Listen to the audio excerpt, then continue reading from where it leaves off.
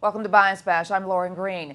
There have been polls over the years asking Americans about their trust of the mainstream media. And while it has fluctuated over time, a new study has some interesting results. Here with more is Fox News contributor Cal Thomas. Hey, Cal. Hi, Lauren. Well, yes, as you just pointed out, numerous surveys, dating back to the 1960s, have revealed America's distrust of mainstream news media. But now comes a new poll showing the level of distrust is at a record high.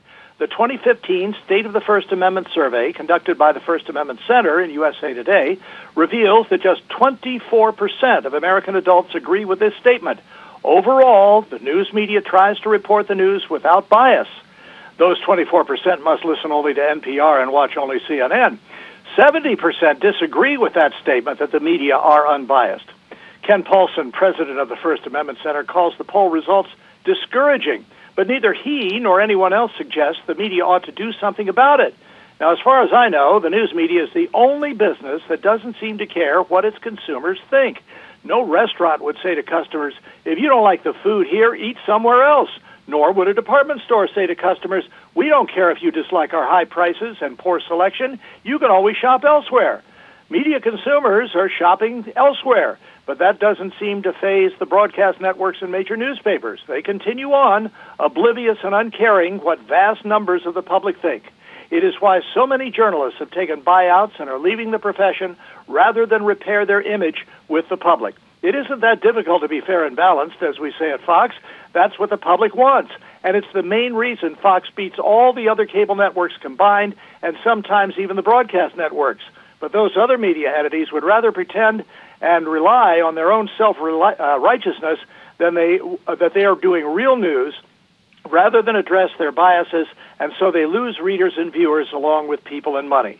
Public distrust in the media is not healthy for the First Amendment or even the country, Lauren. Well, it's, the survey also points to the negative stories about those high-profile people like Brian Williams and also George Stephanopoulos. I mean, do you think this might be the reason that people have such distrust of the media? No, I think it's a contributing factor. Also in the survey, there was talk about the coverage of the race riots in Ferguson, Missouri, and Baltimore, Maryland, and but all of it is part of the mix.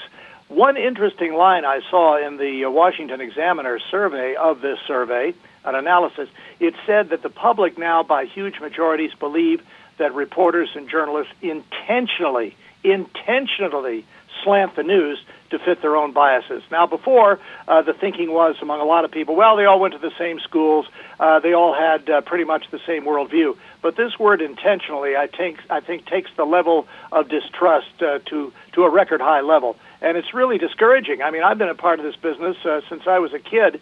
I don't like to see the public distrust us. But if we want to change things, then we've got to change the way we are and the way the public perceives us. All right. Well, thank you very much, Cal. Thank you, Lauren. If you want to hear more media analysis on this topic, catch Media Buzz with Howard Kurtz, Sundays at 11 a.m. Eastern and again at 5 p.m. Eastern on the Fox News Channel. I'm Lauren Green, and thanks for watching.